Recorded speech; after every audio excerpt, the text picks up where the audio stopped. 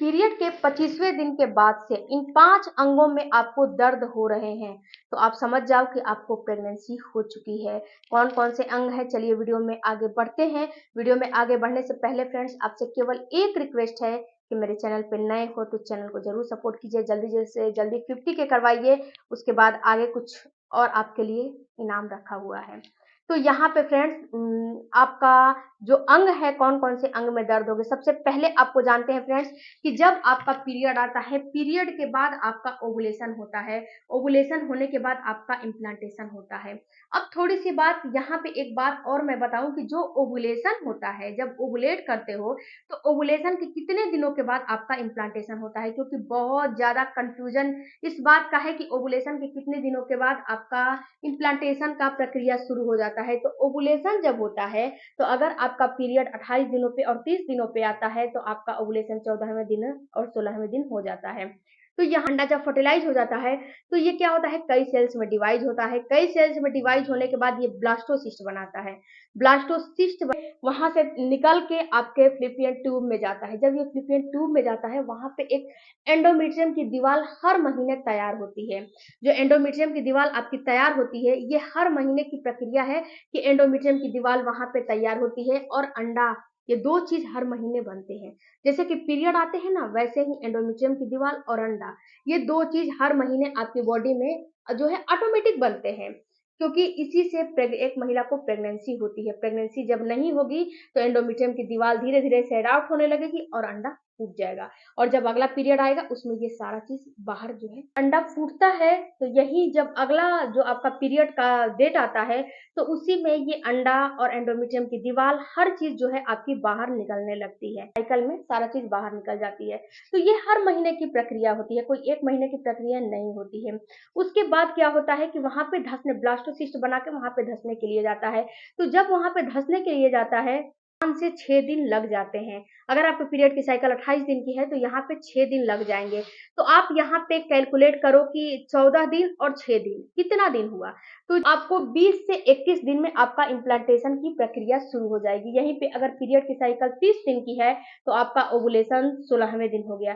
तो जो आपका ओवुलेशन 16वें दिन हो गया तो जो इम्प्लांटेशन है ये 2 दिन बढ़ जाएगा, 22वें 23वें दिन आपका इम्प्लांटेशन की प्रक्रिया शुरू हो जाएगी। तो कितनी महिलाओं में 6 दिन में भी ये जो है इम्प्लांटेशन की प्रक्रिया शुरू हो जाती है, और कितनी महिलाओं में ये 8 दिन भी शुरू हो जाती है, 8 दिन भी लग जाते हैं।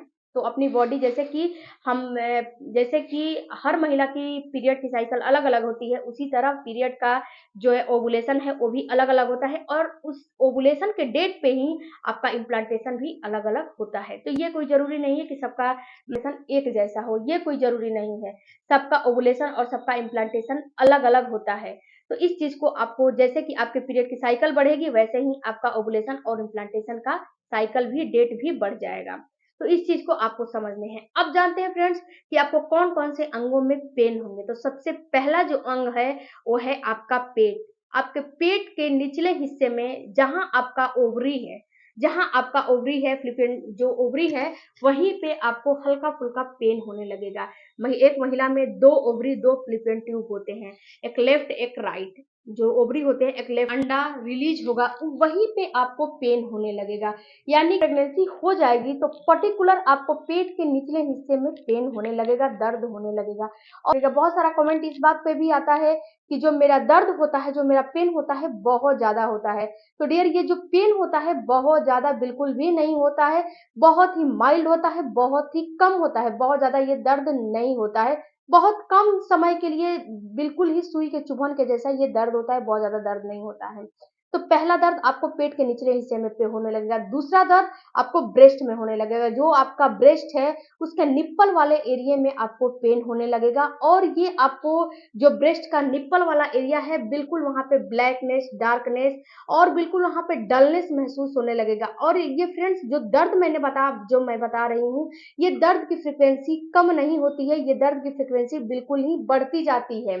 सबसे इसका प्रेगनेंसी का लक्षण में सबसे महत्वपूर्ण यही होता है कि ये कम नहीं होता है दर्द, ये बढ़ता ही जाता है। जो भी आपको पेन हो रहा है जिस पर्टिकुलर साइज में, अगर पीरियड के पेन होते हैं ना तो ये दर्द आपको जो है जब पीरियड आ जाते हैं तो बंद हो जाते हैं, और जब प्रेगनेंसी होती है तो पेट का तो दर्द हल्का सा माइल्ड होता है। जब चुभ वहां पे जब आपका ब्लास्टोसिस्ट चिपकाया जाता है, जब चिपकता है तो ही आपको दर्द होता है, उसके बाद पेट में दर्द नहीं होता है, पेट में दर्द बंद हो जाते हैं। लेकिन ब्रेस्ट में दर्द आपको होने लगेंगे, ब्रेस्ट में झनझनाहट के जैसे टेंडेंसी मतलब होने लगती है, उसके बाद वहाँ की नसें जो हैं आपको उभरी-उभरी महसूस होने लगती है, ब्रेस्ट आपको आपको हैवी-हैवी फील होने लगता है।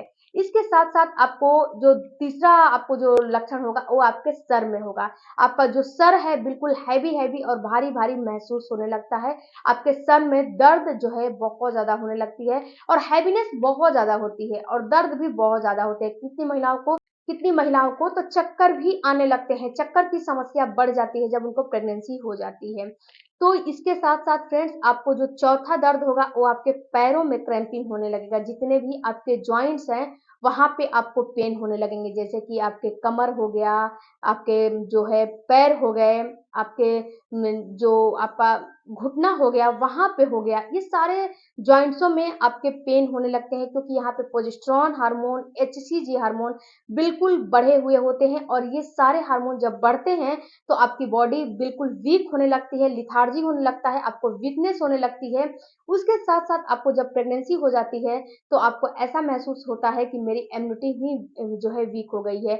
जब इम्यूनिटी वीक हो जाती है तो जो भी खाते-पीते हो, जैसे कि आपने पहले 2 से 3 बार खाना खा जो है खा आपने दिन भर में 2 से 3 बार खा लिए थे। लेकिन अब आप जो है एक बार भी जब खाओगे तो वो पचने में असमर्थ हो जाएगा। इम्यूनिटी आपकी वीक होने की वजह से आपके अंदर ब्लड की भी कमी होने लगती है, क्योंकि महिलाओं को ब्लड की भी कमी होने लगती है।